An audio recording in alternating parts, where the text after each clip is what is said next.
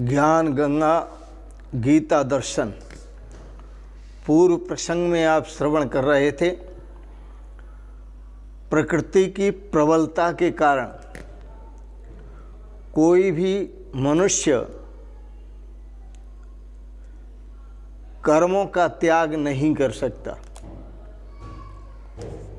उसे कर्म करने ही पड़ेंगे। यह पूर्व प्रसंग में आप श्रवण कर रहे थे। यदि वो नहीं करना चाहता है तो प्रकृति के परवश होकर वह कर्म करेगा। प्रकृति उसे कर्म में बलवत प्रवृत्त कर देगी। आज के प्रसंग में श्रवण करेंगे आप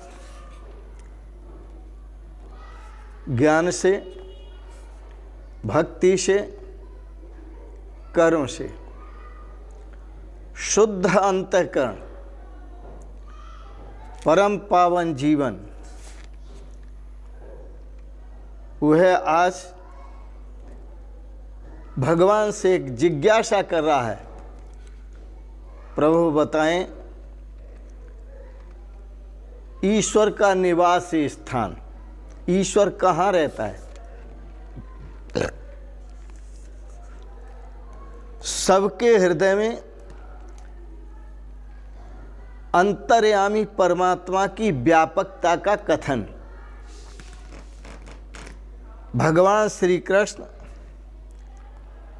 सबके हृदय में, जो परमात्मा है वो सबके हृदय में है और उसका कथन करते हैं। सुने गीता दर्शन 18वें अध्याय के 61वें श्लोक पर विचार। ईश्वर सर्वभूतानां हृदयदेशे अर्जुन तिष्ठति, भ्रामयन् सर्वभूतानि यंत्रारूढ़ानि माया। भगवान श्री कृष्ण कहते हैं, अर्जुन, ईश्वरः सर्वभूतानां हृदयदेशे अर्जुन तिष्ठति। ईश्वर सभी भूत प्राणियों के हृदय देश में विराजमान है। वही ईश्वर भ्रामयन् सर्वभूतानि यंत्रारूढ़ानि माया। जैसे कलाकार सूत्रधार सूत्र के आधार पर कठपुतली को नचाता है, वह सूत्र भी नहीं दिखता, नचाने वाला दिख रहा है और जो कठपुतली नाच रही हैं वह दिख रहा है, पर वह नचाने वाला एक जगह बैठकर नचा रहा है। इसी प्रकार से वह परमात्मा अपनी माया के द्वारा यंत्रवत सर्वभूतानि भ्रामयन्, सभी भूतों को भ्रमण करा रहा है। जैसे बच्चे जमीन पर खड़े होते हैं, आकाश में पतंग उड़ाते हैं, बीच में धागे का संबंध होता है और नीचे से ही उस पतंग को जिधर चाहें उधर ले जाते हैं। दूसरे शब्दों में, हवाओं का जिधर रुख होता है उधर पतंग जाती है, हवाओं के विपरीत भी वह पतंग को चलाते हैं। इसी प्रकार परमात्मा सभी के हृदय में विराजमान होते हुए, रहते हुए सभी जीवों को अपने अपने कर्मों का फल भुगाते हैं। और सभी भोगते हैं। तो भ्रामयन सर्वभूतानि, सभी भूतों को जो भ्रमण कराते हैं भगवान, कहाँ कराते हैं? एक तो ऐसा कह दें बहुत मोटी समझ के आधार पर के संसार में भ्रमण कराते हैं। सूक्ष्म दृष्टि से देखा जाए तो जिस मनुष्य के जैसे जैसे कर्म हैं, भगवान उन कर्मों के भोग के लिए वैसी वैसी ही योनियों में ही भेजते हैं, वैसी वैसी योनियों में ही भ्रमण कराते हैं। जैसे जैसे कर्म होते हैं वैसी वैसी योनियां प्राप्त कराते हैं, जैसे जैसे कर्म होते हैं वैसी वैसी योनियां प्राप्त कराते हैं। स्वयं करते कुछ नहीं है, क्योंकि भगवान स्वयं कहते हैं ईश्वर सर्वभूतानां हृदय देशे अर्जुन तिष्ठति। हे अर्जुन, यंत्रारूढ़ानि सर्वभूतानि ईश्वर माया, शरीर रूपी यंत्र में आरूढ़ हुए सभी भूत, शरीर रूपी यंत्र में आरूढ़ हुए सभी भूत, सभी प्राणी, उन समस्त प्राणियों को, समस्त भूतों को अंतर्यामी परमेश्वर, सबके अंदर व्यापक ब्रह्म परमात्मा ईश्वर, वह परमेश्वर अपनी माया से उनके कर्मों के अनुसार, अपनी माया से उनके कर्मों के अनुसार भ्रमण कराता हुआ, उनके कर्मों के अनुसार नाना योनियों में भ्रमण कराता हुआ सब प्राणियों के हृदय में स्थित है। वह परमात्मा सब प्राणियों के हृदय में स्थित है। कहो सो कहाँ जहां प्रभु नहीं,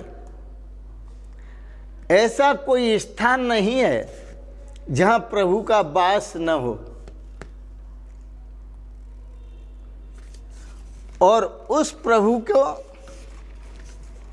उसके दर्शन करना, वेदों में कहा सर्वगम, वह सर्वत्र गया हुआ है। सर्वज्ञम, वह सबको जानता है। शांतम, लेकिन वह परमात्मा स्वयं अपने में शांत है, परम शांत है। सर्वेषां हृदये स्थितम, वह परमात्मा सभी के हृदय में स्थित है। और क्या सुनना चाहते हैं? वह परमात्मा सभी के हृदय में स्थित है, शांत है। तो यह हृदय की बात कही कि सभी प्राणियों के हृदय में परमात्मा स्थित है और सबके हृदय में स्थित होकर के सबको घुमा रहा है अपने अपने कर्मों के अनुसार। एष एव साधु कर्म कारयति यमः, वह परमात्मा नियमन का, यम नियमन का यही कार्य करता है कि हृदय में बैठकर सबको अपने अपने कर्मों का, जिसने जैसे जैसे कर्म किए हैं वैसे वैसे भोग भुगा रहा है। यह सर्वेषु भूतेषु तिष्ठन् सर्वेभ्यो भूतेभ्यो अंतरो यम सर्वाणि भूतानि न विदुः। यह परमात्मा, यह ईश्वर सभी भूतों के भीतर स्थित है, लेकिन सभी भूत इस परमात्मा को नहीं जानते। यस्य सर्वाणि भूतानि शरीरम, उस परमात्मा के ही समस्त भूत शरीर हैं, जितने शरीर हैं, आप अपना शरीर समझते हैं इसे, यह परमात्मा का ही शरीर है, ऐसा वेद कहता है। सर्वाणि भूतानि शरीरम, यह सर्वाणि भूतान्यंतरों, यह सभी भूत प्राणियों के जो शरीर हैं, यह सभी परमात्मा के शरीर हैं, और इन सभी शरीरों के अंदर स्थित होकर के यमत्येषः, ये सबका नियमन करता है, ये सबका शासन करता है, सब पर कंट्रोल करता है, सबको व्यवस्थित करता है। इसी को आत्मा अंतर्यामी अमृतः, इसी को अंतर्यामी कहते हैं, इसी को आत्मा कहते हैं, और इसी को अमृत कहते हैं। बड़ा सुंदर है। वेद की भाषा इतनी सुंदर भाषा है क्योंकि वह जीवन में श्रेय को दिलाने वाली, और सभी वेदों का सार तत्व, सभी शास्त्रों का सार तत्व, सभी उपनिषदों का सार तत्व, सभी पुराणों का सार तत्व श्रीमद् भगवद गीता है, जिसे आप श्रवण कर रहे हैं।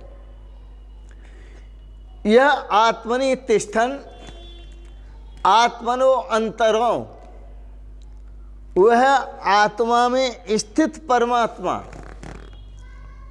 वह परमात्मा आत्मा में स्थित, आत्मा के भीतर स्थित और स्थित रहते हुए यम आत्मा न वेद, जबकि वह परमात्मा आत्मा में स्थित है, लेकिन वह आत्मा इस परमात्मा को नहीं जानती। आत्मा शब्द कहीं शास्त्र में मन के लिए भी है, वह मन के अंदर स्थित है, लेकिन मन उसे नहीं जानता। ये न हुर्मतो मतम यन मनसा न मनते, वह मन के द्वारा नहीं जाना जाता, उसके द्वारा मन जाना जाता है। यन मनसा न मनते, वेद की आवाज, यन मनसा न मनते ये न हुर मनोमतम तदेव ब्रह्मत्वम विद्धि नेदम यदम उपासते, उसी को तुम ब्रह्म जानो, कि जो ब्रह्म मन के भीतर रहता है, पर मन जिसे नहीं जानता, जो मन को जानता है, तदेव ब्रह्मति, वही ब्रह्म है। यह आत्मनि तिष्ठन आत्मनो अंतरो, वह आत्मा के भीतर स्थित है, आत्मा के अंदर है। यम आत्मा नैवेद, लेकिन यह मन, बुद्धि, चित्त, अहंकार उस परमात्मा को नहीं जानते। यस्य आत्मा शरीरम, यह जीव आत्मा भी उसका शरीर है। यह आत्मा शब्द जीव के लिए है, यह आत्मा शब्द जीव के लिए है, जो सप्तदश अवयवों का संघात स्वरूप है, वह जीव है। 5 ज्ञानेंद्रिय, 5 कर्मेंद्रिय, 5 प्राण, मन और बुद्धि, इनका जो संयुक्त रूप है, व्यवहारिको जीव उच्यते, इसे ही व्यवहार में जीव का है। सूक्ष्म शरीर भी इसी को कहा है। यस्य आत्मा शरीरम, जो जीव आत्मा जिसका शरीर है, यह आत्मानम अंतरो यमयति, वह जीव आत्मा के भीतर स्थित होकर जीव आत्मा पर शासन करता है, जीव आत्मा का नियमन करता है। सत आत्मा अमृत, सत आत्मा अंतर्यामी अमृतः, यही आत्मा अंतर्यामी है और यही आत्मा अमृत है। बड़ी सुंदर बात है। स्वामी राम तीर्थ से किसी ने पूछा, महाराज ये बताओ कि हम परमात्मा को कैसे जानें, कैसे देखें? हम परमात्मा को कैसे देखें? स्वामी राम तीर्थ ने कहा, तुम्हारा परमात्मा तुम उसे देखना चाहते हो? बोले हाँ महाराज, हम उस परमात्मा को देखना चाहते हैं। तो स्वामी राम तीर्थ ने कहा, तुम्हारा परमात्मा तुम्हारा स्वरूप होकर तुम ही में रहता है। तुम्हारा परमात्मा तुम्हारा स्वरूप होकर तुम ही में रहता है। यदि दृष्टि है तो देख लो, तुम परमात्मा को देखना चाहते हो, तुम्हारा परमात्मा तुम ही होकर तुम ही में रहता है और वह तुम ही है। यदि दृष्टि है तो देख लो। बड़ा सुंदर है। स्वामी रामतीर्थ पंजाब के संत बहुत बड़े विद्वान थे, आत्मज्ञानी थे।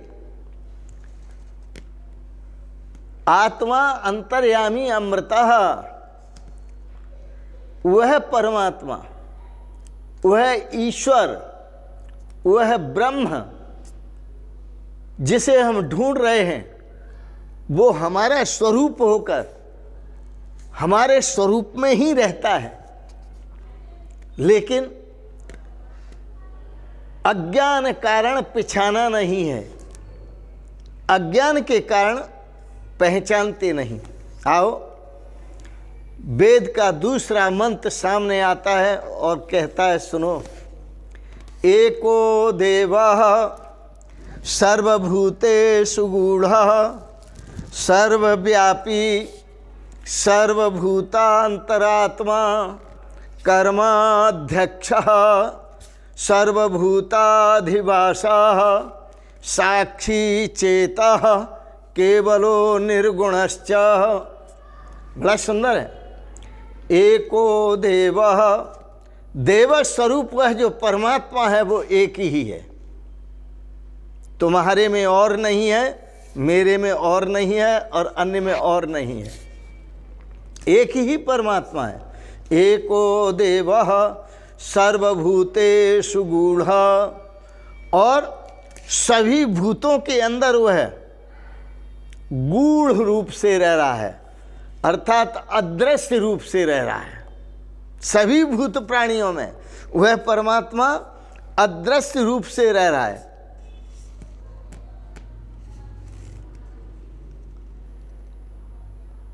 वह परमात्मा सर्वांतर्यामी है।